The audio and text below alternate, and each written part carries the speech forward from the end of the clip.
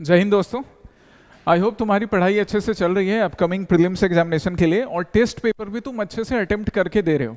जो भी टेस्ट हो रहे हैं, अभी टेस्ट 4 तक हो चुके थे, आज मैं टेस्ट 5 का तुम्हारे साथ एनालिसिस करूंगा।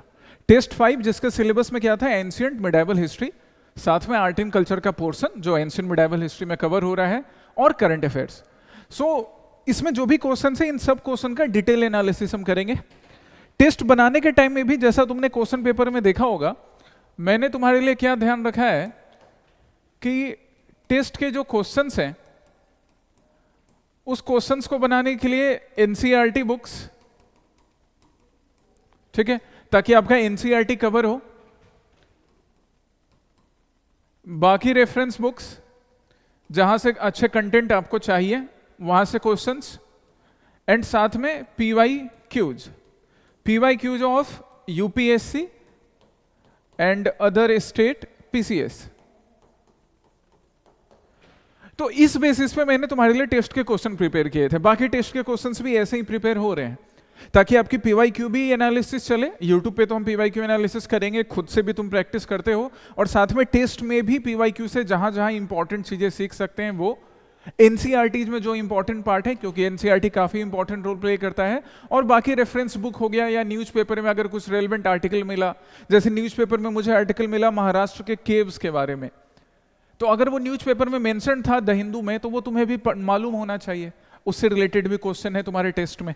इन सब चीजों को देखकर तुम्हारे लिए टेस्ट सीरीज डिजाइन किया गया है इसके according. And now let's discuss the question. पहला क्वेश्चन देखो, फर्स्ट क्वेश्चन क्या है। फर्स्ट क्वेश्चन बोल रहा है, match the following old stone as sites with their respective locations. यहां पे कुछ पैलियोलिथिक पीरियड के ओल्ड स्टोन एज को ही बोलेंगे ना, पैलियोलिथिक, लैटिन वर्ड पैलियो जो ओल्ड को रिप्रेजेंट कर रहा है, लिथोस स्टोन को रिप्रेजेंट कर रहा है, पैलियोलिथिक। तो ये पैलियोलिथिक साइट्स जो हैं, ओल्ड स्टोन एज साइट्स हैं। इसमें पैलियोलिथिक के बाद मेजोलिथिक के भी एग्जाम्पल मिलेंगे, पर सब में पैलियोलिथिक मिलता है। वो अभी कहां पर है, इन लोकेशन में कैसे मैच होगा। तो हमेशा मैंने तुमको सिखाया कि जब क्वेश्चन पेपर मिले तो सबसे पहले तो सारा क्वेश्चन नंबर 1 to 100 पढ़ो। 1 to 100 पढ़ने के बाद XYZ मार्किंग करना। X वैसा क्वेश्चन जिसको आप इजीली बना सकते हो, Y जहां पर आप 50% 60% श्योर हो, और Z ऐसे क्वेश्चंस जो आपको छोड़ने पड़ेंगे, और प्रीलिम्स में क्वेश्चन छोड़ना पड़ेगा। हर बॉल पे 6 लगाने के चक्कर में कैच आउट भी हो सकते हैं। सो दैट्स वाई किस बॉल को छोड़ना है, किसको डिफेंड करना है, कहां शॉट लगाना है, इस चीज का ध्यान रखना है। इस क्वेश्चन को जब हम पढ़ेंगे तो पढ़ने के बाद फिर ऑप्शंस भी नीचे हैं, ऑप्शंस का भी स्पेशल ध्यान रखेंगे ही। यहां देखिए options, Soan valley, Bhimbetka, Adamgarh hills and Attirampakkam. अब इनमें भीमबेटका तो हम सब कई बार पढ़ते हैं, भीमबेटका इंडिया के सेंट्रल पार्ट में, और कहां भाई, मध्य प्रदेश। सो 2 शुड बी मैच्ड विथ ए। क्या ऑप्शन में ऐसा कुछ है, तो यहां पर है 2 मैच्ड विथ ए, और बाकी किसी में नहीं है। तो ये एक हिंट खुद एग्जामिनेशन में यहां क्वेश्चन में दिया हुआ था। आंसर तो तुम्हारे पास आ चुका है, करेक्ट आंसर ए। अब आगे सीख लेते हैं। चलिए, भीमबेटका के बारे में हम सब जानते हैं। भीमबेटका से हमें मोस्ट सर्वाइविंग एग्जांपल्स मिले हैं, पैलियोलिथिक, मेजोलिथिक, नियोलिथिक टाइम के, मतलब स्टोन एज के, जो मध्य प्रदेश में भीमबेटका, जहां से हमें पेंटिंग के एग्जांपल्स मिलते हैं, बाकी आर्टिफैक्ट्स मिले हैं स्टोन एज से रिलेटेड। सोआन वैली, या इसको सून वैली भी बोलते हैं, सून वैली और Soan valley, present day Pakistan.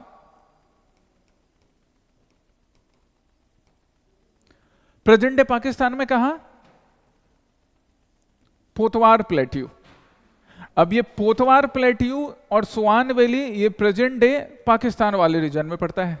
इस क्वेश्चन से तुमने ये सीख लिया कि सोआन वैली का मैच तो हम पोतवार प्लेट्यू से करेंगे, और कभी अगर सिर्फ ऐसा दिया पोतवार प्लेट्यू को मैच करो, तो पोतवार प्लेट्यू को किससे मैच करेंगे, प्रेजेंट डे पाकिस्तान से।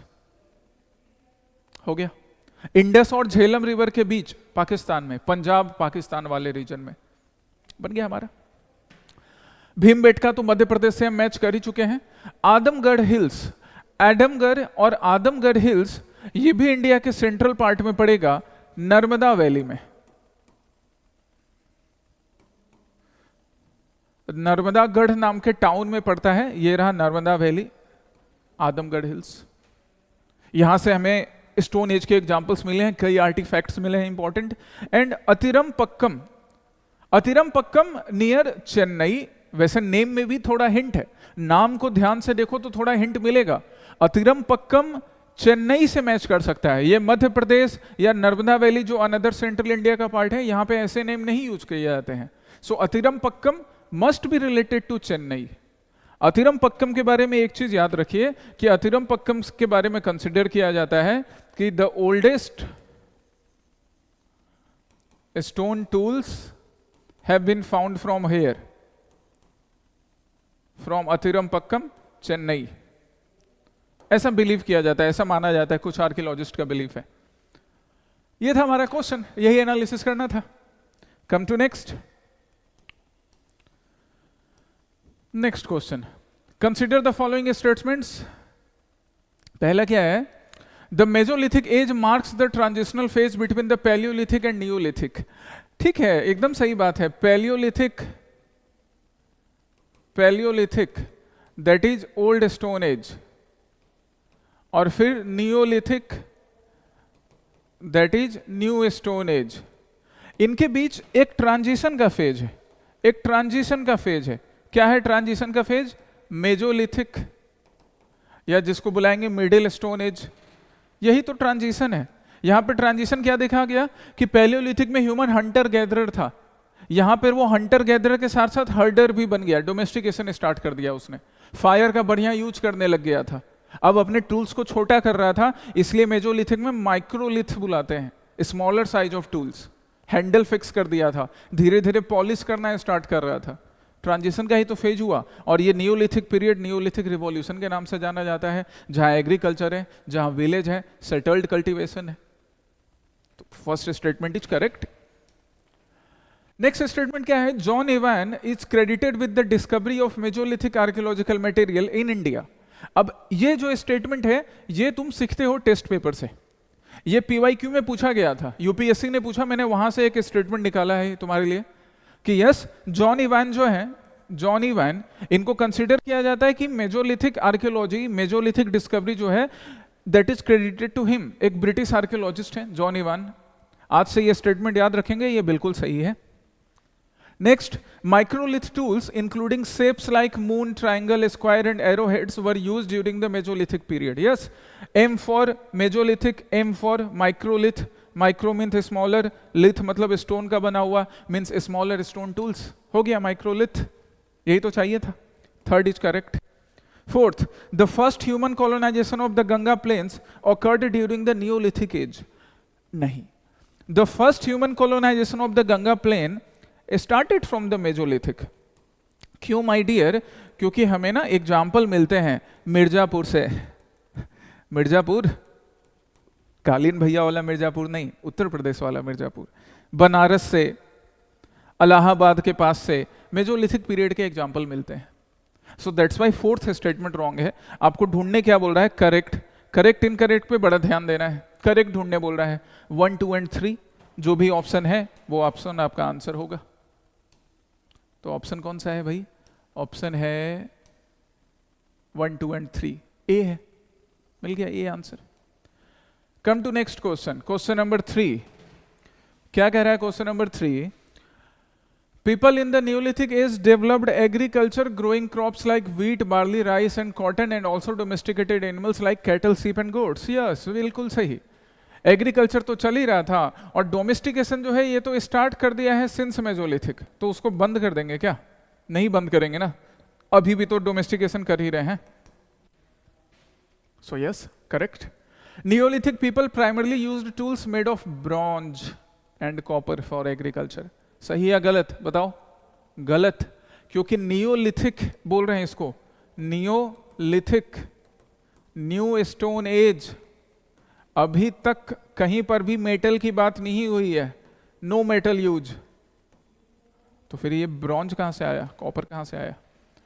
ये तो नियोलिथिक के आगे ब्रॉन्ज एज या कॉपर एज कब स्टार्ट होगा? पहले चैल्कोलिथिक पीरियड जहां पे कॉपर प्लस स्टोन, और फिर उसके बाद bronze age Indus valley civilisation में। Third statement, Koldihwa and Mahagara. देखो क्वेश्चन भी ना, टेस्ट के क्वेश्चन इसलिए इंपॉर्टेंट है क्योंकि यहां से बहुत कुछ सीखने मिलता है। इसी तरह से टेस्ट के क्वेश्चन बनाए जाते हैं। क्या लिखा है? Koldihwa and Mahagara located in Belan valley Uttar Pradesh provide the earliest evidence of rice cultivation in the world and Mehrgarh in Pakistan, Mehrgarh Pakistan में, we all know, considered as the bread basket of Balochistan.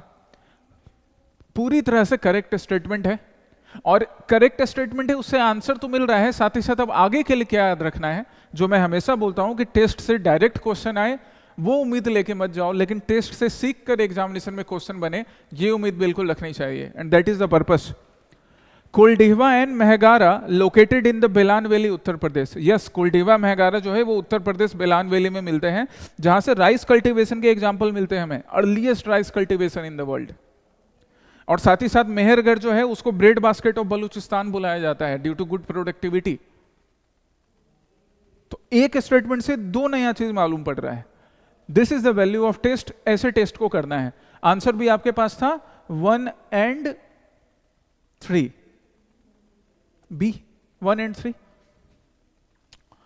चलिए next question. The Chalcolithic age is also known as the Stone Copper Age, and it marks the first metal age in India with cultures growing primarily in river valley. Yes, Stone Copper Age तो है ना, Chalcolithic, Chalco में एक है Chalco, Chalco means copper, और लिथोस है, इसका मतलब स्टोन तो अभी भी है।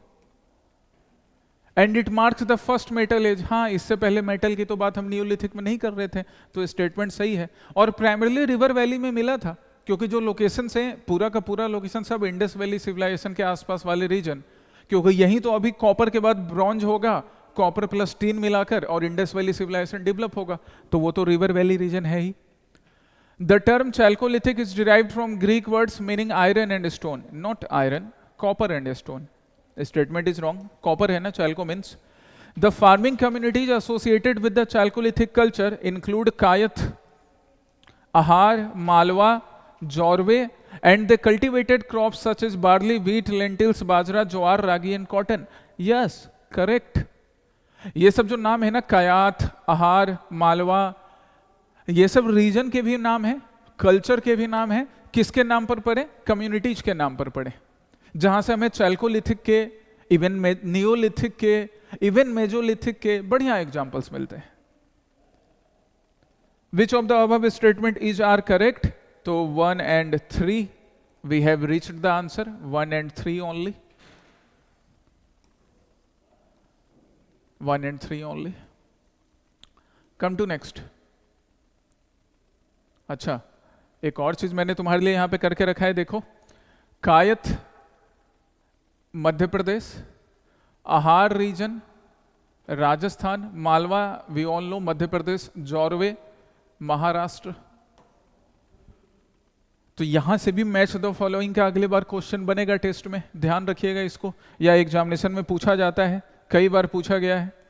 Next question number 5, consider the following statements regarding prehistoric rock paintings. Okay, culture के क्वेश्चंस, एंशिएंट हिस्ट्री के क्वेश्चंस, दोनों साथ में। The earliest known rock paintings in India are attributed to upper palaeolithic period. The Bhimbetka rock shelters are located in the Vindhyan ranges of Madhya Pradesh and contain over 500 rock shelters. Prehistoric rock paintings primarily depict geometric pattern and abstract symbols with no representation of human figure. गलत हो गया यहाँ ये statement. With no representation, गलत। There are many representation of human figure, क्योंकि human और animal को अलग नहीं कर सकते हम लोग, दोनों तो साथ में थे ही। So there are many such representation of human figures. Hunting scene, community dancing scene. Third statement is wrong. First one is correct कि यस, अर्लीस्ट नोन एग्जांपल हमें अपर पैलियोलिथिक टाइम से मिलते हैं, हालांकि most surviving example Mesolithic time से मिलते हैं। Bhimbetka rock shelter जो है विंध्यन रेंज में मध्य प्रदेश में मिलता है, जिसमें 500 से ज्यादा रॉक शेल्टर्स हैं। ये too good to be true है। 1 and 2 आर करेक्ट, तो हमारा आंसर क्या होगा? 1 and 2 दिख रहा है कहीं? 1 and 2 ढूंढो, मिल गया 1 and 2, 1 and 2। और तुम्हारे लिए ना यूट्यूब पे मैंने प्री हिस्टोरिक रॉक पेंटिंग का एक पूरा एनसीईआरटी बेस्ड वीडियो बनाकर रखा है। अभी देखो, डंकी मूवी का गाना नहीं सुनना है हमें।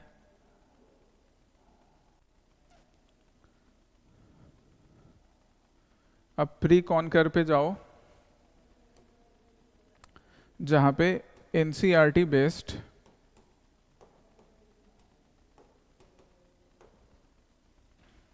ये देखिए, लेक्चर 1 में ही आपको मिलेगा प्री हिस्टोरिक रॉक पेंटिंग्स के एग्जाम्पल, लेक्चर 2 में आपको इंडस वैली के मिलेंगे, लेक्चर 3 में दूसरे, लेक्चर 4 में दूसरे। एक बार जाओ इन सारे वीडियोस को ना अच्छे से देखो। एनसीईआरटी क्लास 11 का जो आर्ट एंड कल्चर है वो यहाँ मैंने तुम्हारे लिए एमसीक्यू के हेल्प से पूरा एक्सप्लेन करके रखा है। So go through this videos, आपके आर्ट एंड कल्चर का एक अच्छा सेक्शन यहाँ से कवर हो जाएगा प्री कॉन्कर वाले वीडियोज से। आइए यहां पर नेक्स्ट क्वेश्चन, और इसी तरह से एनालिसिस करना है guys. This is the way of analysis जो मैं तुम्हें करके बता रहा हूं, तब जाके टेस्ट से ना एक्चुअल एडवांटेज मिलेगा। हम 1000 क्वेश्चन बना लें, 100 टेस्ट लगा लें, 200 टेस्ट लगा लें, लेकिन वो 100 और 200 टेस्ट से 100 क्वेश्चन भी सीखा नहीं, सिर्फ इलॉजिकल क्वेश्चंस अगर बनाते चले गए जिसका एग्जाम में रेलेवेंस नहीं है, कुछ सीख नहीं रहे हैं, तो फिर वो 100, 200 या 1000 टेस्ट का क्या फायदा। फिर जो एक्चुअल एग्जामिनेशन है ना वो भी एक टेस्ट हो जाएगा। उसको टेस्ट नहीं बनाना है, उसको एक्चुअल एग्जामिनेशन में परफॉर्म करना है टेस्ट से सीखकर। That's why analysis is important. देखिए, consider the following statements about eminent archaeologist V S Wakankar. बड़ा अच्छा क्वेश्चन है, एनसीईआरटी से लिया हुआ, प्री कॉन्कर में भी मैंने कवर करवाया है इसे। वीएस वकांकर साहब, he is known for discovery of Kayatha Malwa region and other regions. बिल्कुल, कई प्री हिस्टोरिक टाइम के या केव पेंटिंग्स के उस टाइम के स्टोन एज के कल्चर के बारे में डिस्कवरी के लिए वकांकर साहब को याद रखा जाता है। His contribution is really remarkable, जिसके वजह से हमें, जैसे हम कायथ कल्चर की बात कर रहे हैं मध्य प्रदेश का, या आहार बानस कल्चर की बात कर रहे हैं राजस्थान का, हमें मालूम पड़ा, तो हम स्टोन एज के बारे में, प्री हिस्टोरिक पीरियड के बारे में और जान पाए। First is correct. He is awarded Bharat Ratna, नहीं, भारत रत्न से इनको नहीं सम्मानित किया गया है, इन्हें इंडिया में पद्मश्री से सम्मानित किया गया है। और आपको इनकरेक्ट ढूंढना था, ये करेक्ट इनकरेक्ट पे स्पेशली ध्यान दो। इतना ज्यादा नहीं कॉन्फिडेंट हो जाना है एग्जामिनेशन में कि करेक्ट की जगह आपसे पूछा गया इनकरेक्ट, आप वो करेक्ट वाला ऑप्शन चूज करके आ गए, क्योंकि वो एक ऑप्शन रहेगा। पॉजिटिव रहना है, कॉन्फिडेंट रहना है, ओवर कॉन्फिडेंट नहीं रहना है। ऐसी गलतियां करके नहीं आनी एग्जामिनेशन में, ध्यान रखना है इसको। और ये सब चीज भी हम एनालिसिस से सीख रहे हैं, है ना, टेस्ट देकर सीख रहे हैं। Incorrect, which one is incorrect? 2 only ना, 2 ओनली। चलिए, that was explanation related to him. Next question, consider the following statements about the Kayatha and Ahar culture. ये भी प्री कॉन्कर सीरीज में तुम्हारे लिए डिटेल्ड में एनालिसिस करवाया गया है, Kayatha and Ahar culture. Kayatha represents the earliest known agriculture settlement in the present day Malwa region, Madhya Pradesh. Yes we know, अगर आपने अच्छे से प्री कॉन्कर किया है तो आपको ये क्वेश्चन बनाने में, जो कि एनसीईआरटी से लिए गए हैं, दिक्कत नहीं होगी, बिल्कुल दिक्कत नहीं होगी। आहार बानस कल्चर, आहार बानस राजस्थान में रिवर के नाम पर है, आहार बानस is also known as black and red ware. Black and red ware culture due to distinctive feature of pottery. जो pottery मिलती थी उसमें black and red color को यूज किया जाता था, that's why आहार बानस कल्चर को हम black and red culture भी बुलाते हैं। Again this is correct. ढूंढना क्या है हमें, करेक्ट स्टेटमेंट या incorrect statement? So we need to find, अच्छा एक और स्टेटमेंट है, Ahar culture is also known as the Banas culture was an archaeological culture in the Paleolithic period. नहीं, ये गलत है, Paleolithic नहीं, Mesolithic period से। So third one is wrong and you need to find the incorrect. तो 1 and 2 तो correct था, incorrect कौन सा हुआ? 3 only। मिल गया हमें आंसर, 3 only, 3 only। क्योंकि हमें आहार बानस कल्चर के एग्जाम्पल चाल्कोलिथिक पीरियड से मिल रहे हैं, चाल्कोलिथिक पीरियड से। वहां पे पैलियोलिथिक लिखा हुआ था, पैलियोलिथिक था ना, पैलियोलिथिक था, yes, not palaeolithic, chalcolithic. Come to next question, Consider the following statements regarding the Harappans or Harappan civilization, Indus Valley civilization. The Harappan civilization was the first urban civilization in South Asia, contemporaneous with the civilization of Mesopotamia and Egypt. Yes, contemporary थे Harappans. जैसे तुम contemporary हो, तुम सारे aspirant एक दूसरे के contemporary हो, चाहे गुवाहाटी में बैठकर तैयारी कर रहे हो या अपने घर में या फिर दिल्ली में या गुजरात में या कहीं, और एक साथ अगर यूपीएससी या यूपीएससी के एग्जामिनेशन दे रहे हैं, you are contemporary to each other. ये लोग भी कंटेम्पररी सिविलाइजेशन थे. फर्स्ट अर्बन सिविलाइजेशन तो हम बुलाते ही इंडस वैली सिविलाइजेशन को, है ना. अर्बन सिविलाइजेशन, जैसे अभी जिस क्लासरूम में बैठकर मैं तुम्हारे लिए डिस्कशन कर रहा हूं, तो इसके जो दीवार है ये परमानेंट ब्रिक से बना है, बर्न्ट ब्रिक से बना है, बेक्ड ब्रिक से बना है. ऐसा ही इंडस वैली सिविलाइजेशन में मिला. इसलिए हिस्टोरियंस एंड आर्कियोलॉजिस्ट ने क्या बुलाया आईवीसी को? Urban civilisation. First urban civilisation के फीचर मिले, इसलिए फर्स्ट अर्बन सिविलाइजेशन. नेक्स्ट क्या? Dayaram Sahni was the first to excavate Harappa. हाँ जी, साहनी साहब का रोल है हड़प्पा के एक्सकेवेशन में, correct. John Marshall was the first scholar to use the term Indus valley civilisation और Indus civilisation. Again this is correct. इन्होंने ही इंडस सिविलाइजेशन या इंडस वैली सिविलाइजेशन सिंधु घाटी सभ्यता बुलाया. Correct. All the statements are correct. All 1, 2 and 3. Next, which of the following cities were port cities of Harappan civilisation. बड़ा important question है port cities को लेकर.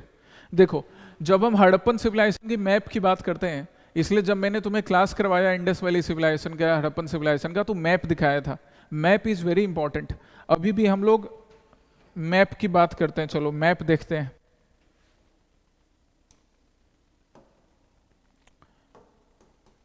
आईवीसी मैप हिस्ट्री में भी है, इसलिए हिस्ट्री में है क्योंकि आप सबने देखा है उसे क्लास में.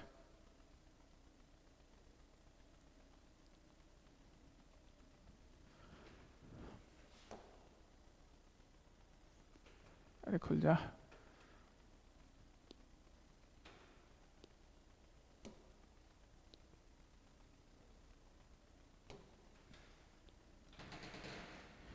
खुल जा सिमसिम, खुल जा सिमसिम. खुल गया सिमसिम. हड़प्पा, हड़प्पा और मोहनजोदारो तो हमेशा ध्यान रखना है. हड़प्पा, हड़प्पा कौन से रिवर के बैंक पे? रावी रिवर के बैंक पे. और यहाँ नीचे देखो मोहनजोदारो इंडस रिवर के बैंक पे. क्या हड़प्पा और मोहनजोदारो तुम्हें पोर्ट सिटी लग रहे हैं? नहीं लग रहा है ना. बट एल्हाडीनो पोर्ट सिटी है प्रेजेंट डे पाकिस्तान, जिसका एग्जाम्पल मैंने तुम्हारे लिए रखा था. सुक्ता गेंदोर है प्रेजेंट डे पाकिस्तान, ईरान के पास, पाकिस्तान ईरान बॉर्डर. ये भी पोर्ट सिटी है, अरेबियन सी के साथ लग रहा है. लोथल पोर्ट सिटी होगा. धौलावीरा के पास पोर्ट सिटी बन सकता है, रन ऑफ कच्छ के पास. यही हमें ध्यान रखना है, यही आपसे क्वेश्चन में पूछा गया था. तो अगर आपको हड़प्पा का भी मैप में लोकेशन याद है कि वो रिवर रावी के बैंक पर पड़ता है, तो ये क्वेश्चन बन गया है ना तुम्हारे से कि भाई हड़प्पा तो पोर्ट सिटी होगा नहीं. It means option A is wrong. B क्या है? लोथल, सुतका गेंदोर, एल्हाडीनो अभी तो हमने मैप में देखा था. धौलावीरा, राखीगढ़ी. राखीगढ़ी तो हरियाणा में पड़ता है, बनवाली हरियाणा में पड़ता है. कैसे होगा ये पोर्ट सिटी? हरियाणा में कहाँ से पोर्ट? लोथल, धौलावीरा, हड़प्पा फिर से नहीं. तो हमारा आंसर क्या हो गया? लोथल, सुक्ता गेंदोर, पाकिस्तान ईरान के बॉर्डर पे, एंड एल्हाडीनो. यही ये तीन प्लेस, ये तीन प्लेस.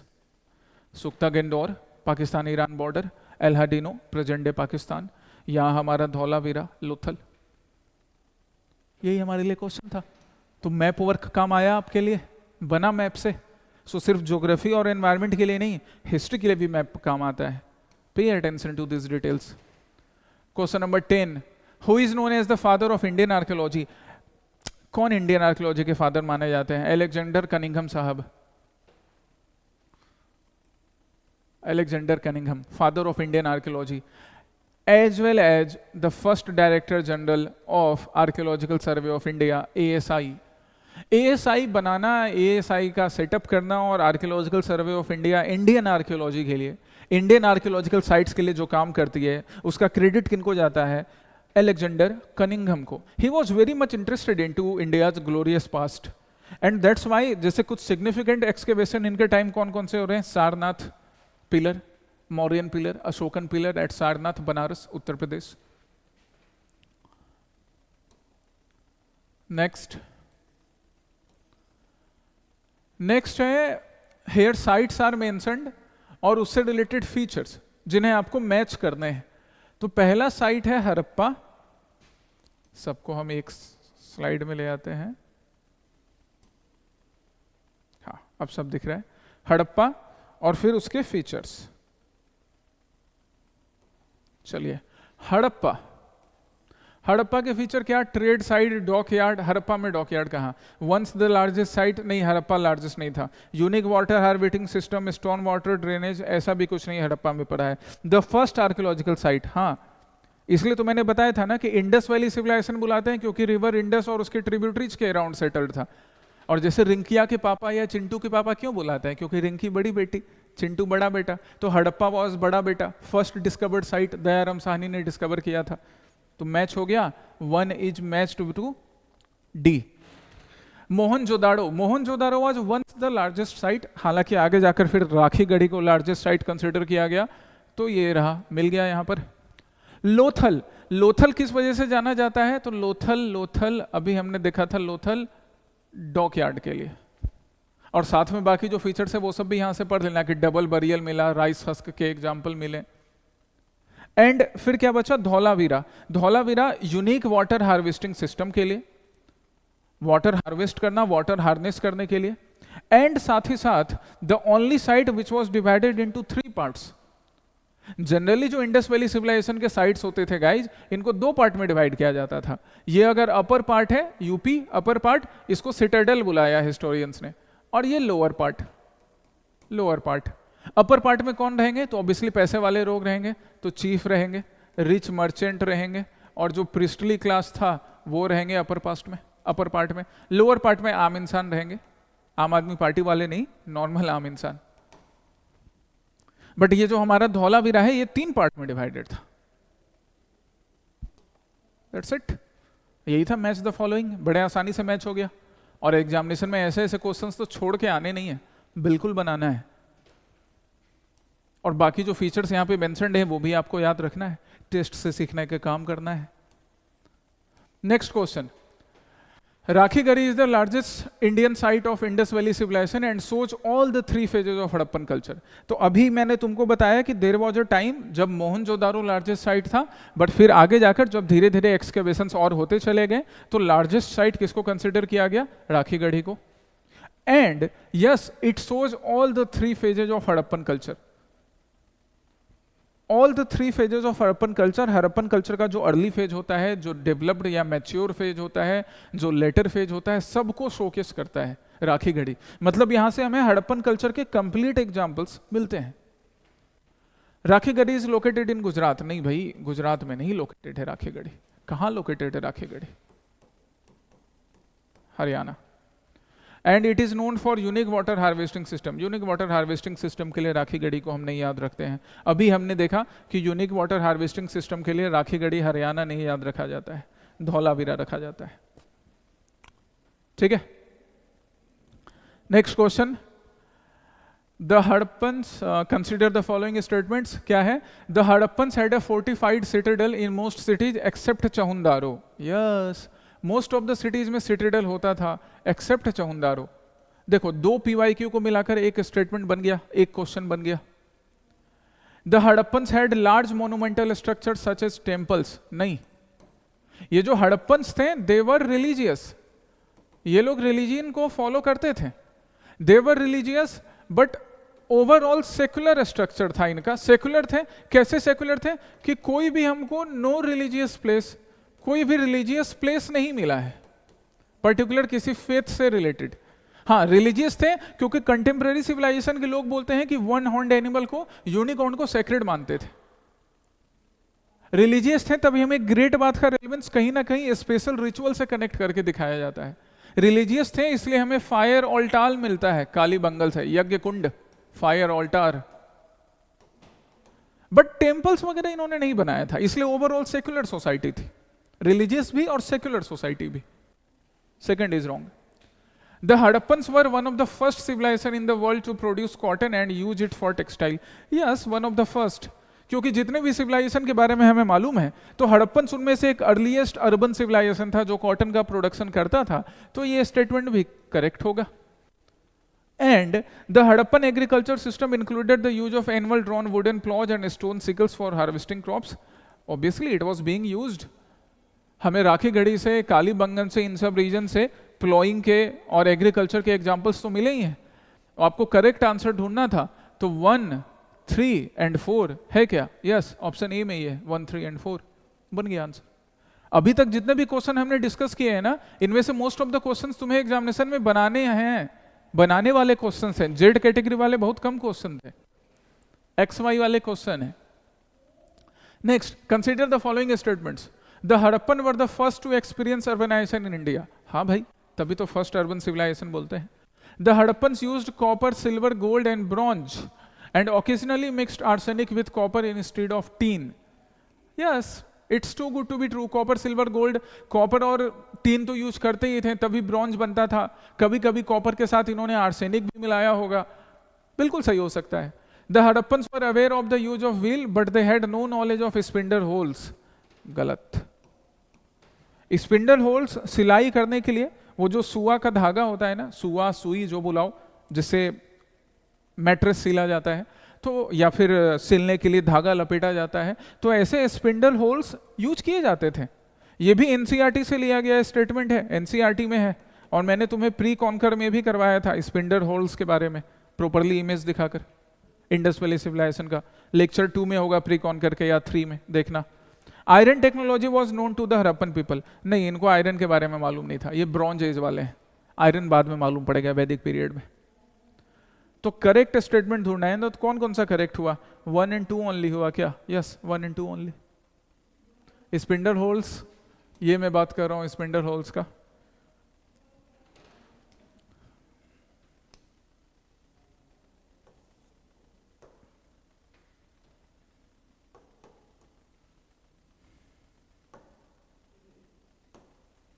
ये स्पिंडल होल्स, धागा लगा हुआ है यहाँ पे सिलाई करने के लिए, and the people of IVC they were using it very efficiently.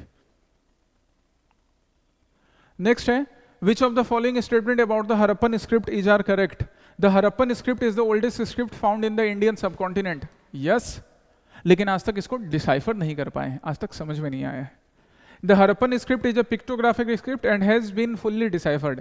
नहीं भाई, अभी गलती से किसी मंत्री महोदय ने बोल दिया था तो काफी किरकिरी हो गई थी, डिसाइफर अभी तक नहीं कर पाए हैं। सिंबॉलिक फॉर्म में, पिक्चोरियल फॉर्म में लिखा जाता है, क्या लिखा गया नहीं समझ में आया आज तक। होता है ना, तुम्हें इंग्लिश समझ में आ रही है इसलिए यहाँ लिखा हुआ पढ़ रहे हो, हिंदी, असमीज, बांग्ला, तमिल समझ में आता होगा, बट बहुत कम ही लोग होंगे जिनको जापानीज और चाइनीज भी पढ़ के समझ में आता होगा। वैसा ही है। The Harappan script was written in a boustrophedon manner with writing from right to left in one line and left to right in the next line। मतलब फर्स्ट लाइन में ऐसे लिखेंगे right to left, दूसरे में left to right, boustrophedon manner. Correct. 1 and 3 are correct. आपको ढूंढने क्या थे? करेक्ट ढूंढने हैं, तो आंसर होगा 1 and 3। Question number 17, which of the following statement about the art of IBC are correct? जितने भी क्वेश्चंस बन सकते हैं आईबीसी से मैंने सब तुम्हारे लिए डाले हैं। आगे भी जो टेस्ट होंगे उसमें भी हम बाकी क्वेश्चंस डालेंगे। तो मेन पर्पस हमारा क्या है इन टेस्ट को देकर, यही ना कि टेस्ट पीवाईक्यू से, कि हम क्लासरूम में पढ़ते हैं, बुक में पढ़ते हैं, और वहां पर जहां पर गैप्स रखे उसको टेस्ट के हेल्प से, पीवाईक्यू के हेल्प से फिल करना, वही फिल कर रहे हैं।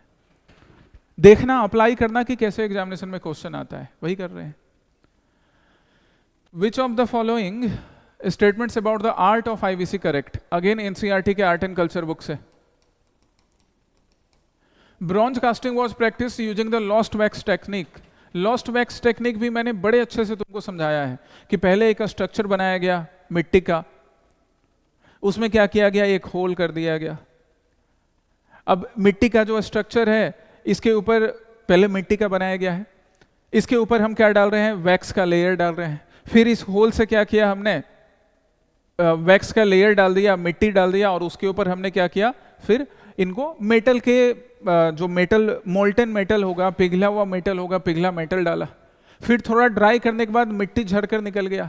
गर्म किया तो जो वैक्स है वैक्स भी उससे पिघल कर निकल गया, हमें मिल गया एक मेटल का स्टैच्यू, ब्रॉन्ज का स्टैच्यू, ब्रॉन्ज का मेटल का sculpture.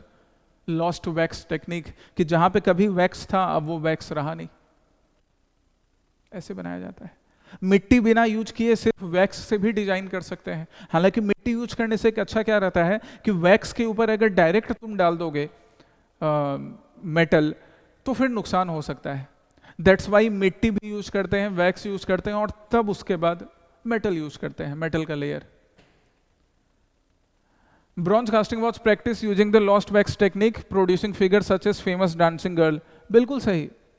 The stone statue of a bearded man found in Mohenjo-daro is interpreted as a representation of priest or chief. हाँ, या तो ये कोई priest रहा होगा या chief रहा होगा जिसका bearded man का statue हमें मिला है मोहनजोदाड़ो से। किस चीज का बना हुआ स्टैचू है? स्टोन का स्टैचू है ना। और ये जो डांसिंग गर्ल की बात कर रहे थे ये लॉस्ट वैक्स टेक्निक था मेटल का बनाने के लिए। यहाँ रेड सैंडस्टोन यूज करके बनाया गया है। Red sandstone statue of male torso were found in Mohenjodaro. Terracotta figure found in the Harappan civilisation are not abundant but refined in shape and form. Terracotta figure जो हमें हड़प्पन सिविलाइजेशन में मिले हैं वो एबंडेंट नहीं है, मतलब बहुत ज्यादा नहीं है। टेराकोटा यूज करना, क्ले बनाकर टेराकोटा मॉडल्स बनाना, वो बहुत ज्यादा प्रेजेंट नहीं है, उतने एबंडेंट नहीं है, बट जो डिजाइनिंग है वो डिजाइनिंग बहुत अच्छी थी। That shows the good engineering skills, that shows the skills of sculpture making for Indus valley civilisation people. So हमारे लिए करेक्ट स्टेटमेंट क्या क्या हो गए? करेक्ट स्टेटमेंट हो गया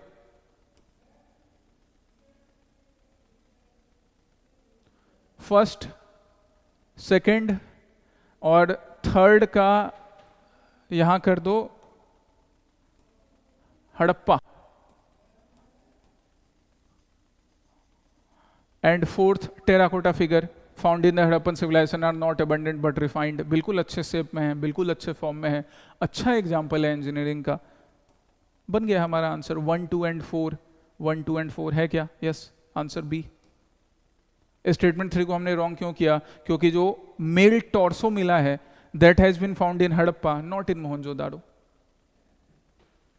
हमें मोहनजोदाड़ो से बियर्डेड मैन की स्टैचू मिली है, वो भी रेड स्टोन का बना हुआ, same. Question number 18, which of the following statements about the Aryans is are not correct लिखा हुआ था, ध्यान दो जरा। Not correct, not correct, not correct, not correct, correct पे बड़े अच्छे से ध्यान देना है। नॉट करेक्ट, पहला स्टेटमेंट क्या है? पढ़ो पहले स्टेटमेंट को। The term Veda is derived from root vid, okay, which means to teach, नहीं, विच मीन्स टू नो। इसलिए तो जिसके पास नॉलेज है या नॉलेज, देखो विद वर्ड जिसका मतलब हो गया टू नो, या और सिंपली बोलें तो नॉलेज। तो जिसके पास नॉलेज है वो कहलाता है विद्वान, वो कहलाती हैं विदुषी। और जहां नॉलेज है, जो सोर्स ऑफ नॉलेज है, उसको बोला जाएगा Veda. As simple as that. The Aryans spoke the Dravidian language. Dravidian language क्यों बोलेंगे? तमिल लैंग्वेज क्यों बोलेंगे? आर्यन पॉपुलेशन और द्रविडियन पॉपुलेशन के बीच तो कॉन्फ्लिक्ट चल रहा था, तो ये संस्कृत बोलेंगे, इंडो आर्यन लैंग्वेज बोलेंगे, वैदिक संस्कृत बोलेंगे, फिर धीरे धीरे क्लासिकल संस्कृत भी स्टार्ट करेंगे। इट मीन्स दोनों स्टेटमेंट रॉन्ग है। आपको क्या पूछ रहा था? नॉट करेक्ट, तो आंसर क्या होगा? सी, बोथ 1 and 2 आर रॉन्ग। यही तो पूछ रहा था। यहां गलती से डी चूज करके मत आ जाना।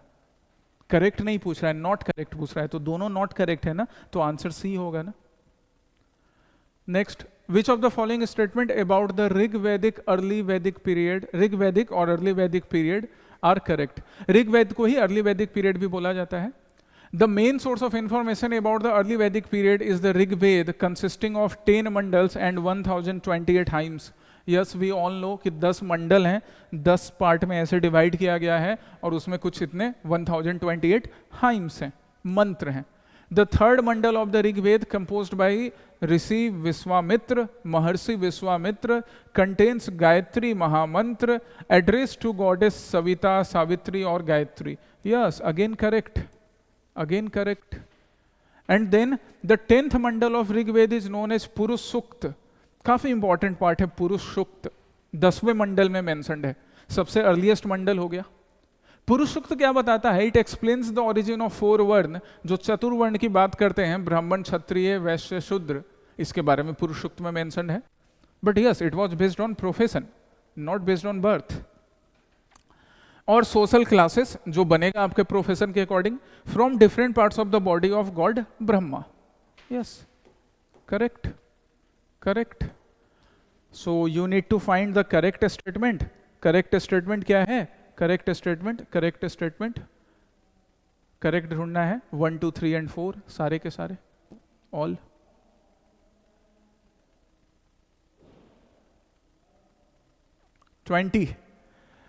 Consider the following statements regarding women in the Rig-Vedic period. Women poets like Vishwara, Lopamudra, Ghosha, Shikta, Nirvari and Apala were female sages who contributed to the composition of the Rig-Veda. Yes.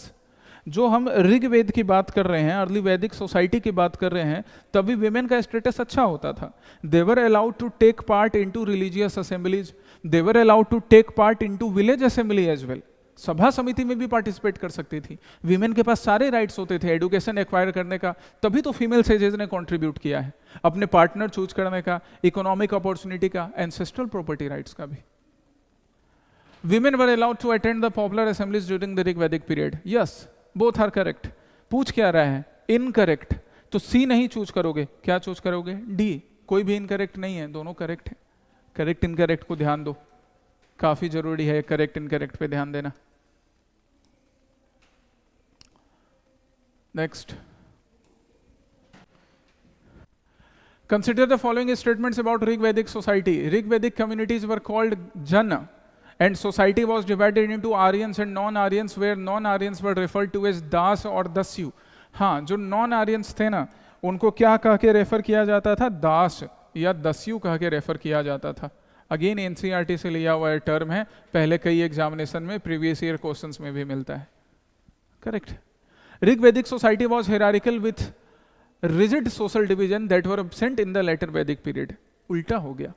Letter Vedic period में rigid social division था, जो कि धीरे धीरे caste system या untouchability में convert हुआ. ऋग वैदिक पीरियड में नहीं, लेटर वैदिक पीरियड में. So this is wrong. Society was patrilineal with the basic unit of family griham and the head of the family was called grihapati, और गहपति भी बुलाएंगे इसको. ये सही है.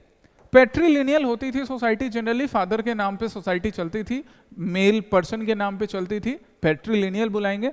पर इसका मतलब ये नहीं कि विमेन का कंडीशन बुरा था, विमेन का कंडीशन अच्छा था, वो हम देख चुके हैं. राइट.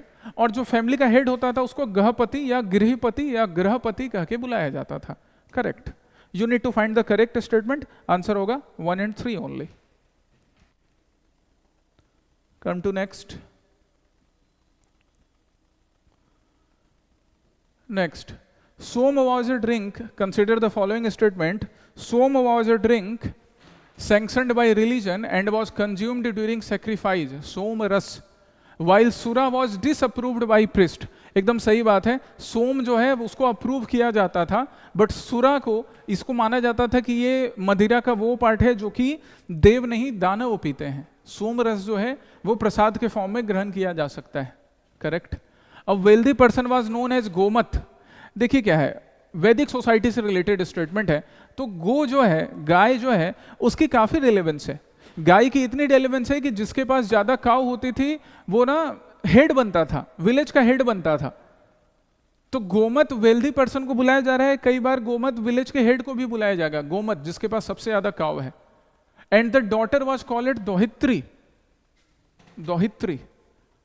एक वो याद है लिच्छवी दोहित्र, चंद्रगुप्त का बेटा, समुद्रगुप्त. लिच्छवी दोहित्र, लिच्छवी की पुत्री का बेटा था वो. तो दोहित्री वर्ड जो है वो डॉटर को बुलाया जाता था, जो कि दूध दुहने का काम करेगी. कि अब बेटी घर में है तो गाय है और गाय से दूध निकलेगा, तो वो बेटी जो है वो दूध दुहने का काम कर रही है. दोहित्री इस तरह से बेटी रिलेटेड होगी गाय से भी. गोमत वर्ड वेल्दी पर्सन को बोलेंगे, हेड को बोलेंगे। इसी के साथ एक गोपति नाम का भी वर्ड होता था, वो भी याद रखो। गोपति किसको बुलाएंगे? गोपति। गोपति बुलाएंगे, sometimes it was referred to lord, भगवान को भी रेफर किया जाता था, इंद्र को रेफर किया जाता था गोपति बुलाकर। कई बार गोपति लॉर्ड के साथ साथ जो चीफ होते थे उनको भी रेफर किया जाता था कि आप गोपति हैं। और देखो और टर्म्स इसे याद रखना है, गोधूली, ये सब पूछे जाते हैं। गोधूली, गोधूली वैसे टाइम को रेफर कर रहा है। कौन सा टाइम? इवनिंग का जब टाइम होता है ना, इवनिंग टाइम, जब गाय वापस लौट कर आती हैं, तो है तो गौ से रिलेटेड, लेकिन गोधूली का मतलब यहाँ गाय को धोना नहीं है। जब गाय, अब जो शाम को जो भी एनिमल है वो वापस चर के अपने घर आती हैं, तो शाम के टाइम में आती हैं, इसलिए शाम के इस समय को गोधूली बेरा, गोधूली टाइम बोला जाता था। ऐसे कई टर्म है जो गौ से रिलेटेड होते हैं, जो हमें एनसीईआरटी के बुक्स में मिलते हैं, पीवाईक्यूज में मिलते हैं। याद रखिएगा ये सारे टर्म, गोधूली, गोपति, गविस्थी। कम टू नेक्स्ट, पढ़िए इसको, अशोक से related. Emperor Ashoka played a significant role in spreading Buddhism across Asia. हाँ, एम्पेरर अशोक का तो ये रोल है ही। अगर श्रीलंका अशोक अपने मिशनरीज नहीं भेजता तो बुद्धिज्म का जो प्रोपेगेशन हुआ वो प्रोपेगेशन उस लेवल तक नहीं पहुंच पाता। So that's why his contribution is remarkable, एक रिमार्केबल कंट्रीब्यूशन है अशोक का। And without imposing it on his subjects, बिना अपने सब्जेक्ट्स पर, बिना अपने लोगों पर, बिना इम्पोज किए। अशोक ने अपने पिलर इंस्क्रिप्शंस में बुद्धिस्ट टीचिंग को डायरेक्ट मेंशन नहीं किया, बुद्धिस्ट टीचिंग से इंस्पायर होकर धम्म में उसने मेंशन किया है। So dhamma is not direct teachings of Buddha, dhamma is inspired from Buddhism, also from Hinduism, also from Jainism. Ashoka के लिए ये बात बिल्कुल सही है। द वर्ण सिस्टम इन वैदिक society was originally based on individuals profession and not birth. Yes, ये बाद में कास्ट सिस्टम में जाकर होगा, जो किस पे बेस्ड होगा? Based on birth. जब तक वर्ण सिस्टम था तो वो बर्थ पे नहीं बेस्ड होके किस पे बेस्ड होता था? प्रोफेशन पे। किस पे बेस्ड होता था? स्किल्स पे। किस पे बेस्ड होता था? टैलेंट पे, नॉलेज पे। कि बस किसी फैमिली में जन्म लेने की वजह से, किसी के घर में होने की वजह से तुम्हारा उस पर अधिकार नहीं है, तुम्हारे अंदर टैलेंट है, तुम्हारा स्किल है, उसके अकॉर्डिंग तुम्हारा वर्ण डिसाइड होगा। कितनी अच्छी बात थी अर्ली वैदिक पीरियड में। सो 23 का first and second statement is true. अच्छा, थर्ड स्टेटमेंट भी है, the Upanishad primarily focus on rituals. नहीं भैया, एक उपनिषद के बारे में हमें मालूम है ना, मुंडक उपनिषद। मुंडक उपनिषद, मुंडक उपनिषद से ही तो अशोक ने लिया था सत्यमेव जयते, जो वो अपने पिलर पे लगवा रहा है, सारनाथ पिलर पे, जहां से हमने लिया फिर अपना नेशनल मोटो। तो इस सत्यमेव जयते में कहीं भी रिचुअल और सेक्रीफाइस दिख रहा है क्या? नहीं, एक्चुअली में रिचुअल सेक्रीफाइस नहीं है। क्या दिख रही है? Philosophy, philosophy. So third statement is wrong. पूछ भी तुमसे क्या रहा है? इनकरेक्ट। तो इनकरेक्ट पूछ रहा है 3 ओनली। अच्छा, यहां पे ऑप्शन में थोड़ा चेंज करो, मैं अभी टेस्ट में चेंज करवा देता हूं, ये 3 ओनली। क्या? 3 ओनली।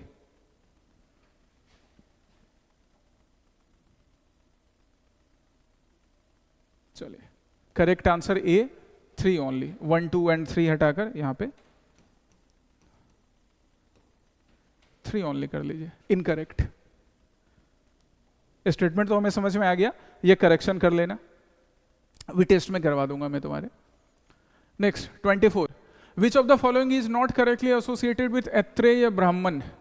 वेद के बाद जो सब्सिडरी टेक्स्ट बने, संहिता, संहिता सोर्स, संकलन, ब्राह्मण, अरण्यक एंड उपनिषद, तो इनमें से कौन से करेक्टली एसोसिएटेड नहीं है? अगेन देखो, नॉट करेक्टली एसोसिएटेड पूछ रहा है, काफी इंपॉर्टेंट पार्ट है। It is a part of the Atharvaveda, actually गलत, it is not part of Atharvaveda, it is part of Rigveda. और बाकी बातें फिर सही हैं। ऐत्रेय ब्राह्मण हमें सोम सेक्रीफाइजेस के बारे में बताता है, सोम सेक्रीफाइजेस यज्ञ के टाइम में किया जा रहा है। It narrates the story of Shunahshepa. ये सुहान शेफा कौन है? Shunahshepa was very famous sage of Vedic period. Maharshi Vishwamitra के दत्तक पुत्र, एडॉप्टेड सन माने जाते थे सुहान शेफा। उनकी कहानी भी है ऐत्रेय ब्राह्मण में। And it also states that the sun does not move and it is the earth that moves around it. Yes, बिल्कुल सही कि सन एक्चुअली में चक्कर नहीं लगाता है पृथ्वी के, सन तो वहीं पर है, पृथ्वी चक्कर लगाती है। अभी जो न्यू ईयर हम मना रहे हैं वो पृथ्वी के चक्कर की वजह से हो रहा है ना, उसके बारे में भी ऐत्रेय ब्राह्मण में मेंशन्ड है। तो ऐत्रेय ब्राह्मण इतना अच्छा नॉलेज का सोर्स है, बट ऋग्वेद से रिलेटेड, अथर्ववेद से नहीं। अथर्ववेद जो है, अथर्ववेद एक सेपरेट टेक्स्ट है, किसके बारे में बता रहा है? मैजिक के बारे में, हीलिंग के बारे में, डोमेस्टिक रिचुअल के बारे में, जैसे कि जो एविल फोर्सेस होते हैं, एविल फोर्सेस हो गए हैं जिसके वजह से बीमारी हो रही है, डिजीजेज हैं जिसके वजह से एपिडेमिक फैल रहा है, जिसके वजह से तूफान आ रहा है, साइक्लोन आ रहा है, उनसे लड़ने के बारे में, या कोई बुरी शक्तियां हैं जो इंसान की लाइफ में बुराई ला रही है, इंसान की लाइफ में तकलीफ ला रही है, उसके बारे में अथर्ववेद। बाकी ऐत्रेय ब्राह्मण में सुशांत शेफा के बारे में मेंशन्ड है, अर्थ किस तरह से मूव करता है ऐत्रेय ब्राह्मण में, वो मेंशन्ड है। 25. Consider the following statements about the later Vedic political system. The term राष्ट्र indicating territory first appeared in this period. Yes, ये जो राष्ट्र का कॉन्सेप्ट है ये हमें लेटर वैदिक पीरियड से देखने मिलता है, क्योंकि अर्ली वैदिक पीरियड में राष्ट्र नहीं होते थे, ये लेटर वैदिक पीरियड का बिल्कुल फीचर है। तभी तो हम आगे जाके महाजनपद की बात करेंगे। महाजनपद उसी तरह के राष्ट्र तो हैं, लार्ज सेटलमेंट ऑफ पीपल, राष्ट्र। इससे पहले अर्ली वैदिक पीरियड में विलेज असेंबली होती थी, छोटे छोटे गांव होते थे। The authority of the Rajan increased and the sacrifices like Rajasuya यज्ञ, अश्वमेध यज्ञ were performed to assert supremacy. बिल्कुल सही बात है। जब राष्ट्र बनेगा तो राष्ट्र का हेड भी बनेगा, राष्ट्र का हेड राजन होगा, राजा होगा, जिसकी सुप्रीमेसी बढ़ते जाएगी, और वो बड़े बड़े यज्ञ करवाएगा अपनी सुप्रीमेसी दिखाने के लिए। करेक्ट। पीवाईक्यू एनालिसिस में राजसूय यज्ञ, अश्वमेध यज्ञ भी मैंने डिटेल में डिस्कस किया है। राजसूय अश्वमेध यज्ञ के अलावा बाकी जो यज्ञ करवाए जाते थे, हिरण्यगर्भ यज्ञ या बाकी यज्ञ, वो भी मेंशन किया है। So go through those videos detail, go through those video sincerely, काफी काम आएगा तुम्हारे। Women retained their political rights and actively participate in assemblies like सभा समिति। यही नहीं हुआ, विमेन का पोजीशन धीरे धीरे क्या होता है, लेटर वैदिक पीरियड में विमेन का जो पोजीशन है, विमेन का जो पोजीशन है लेटर वैदिक पीरियड में धीरे धीरे डिग्रेड होना शुरू होता है। That is the feature of later Vedic period, a main feature of later Vedic period. So statement 3 is not correct. आपको ढूंढना क्या था? Not correct. करेक्ट नहीं ढूंढना, ए चूज करके मत आ जाना। आंसर क्या चाहिए तुम्हें? सी, 3 ओनली।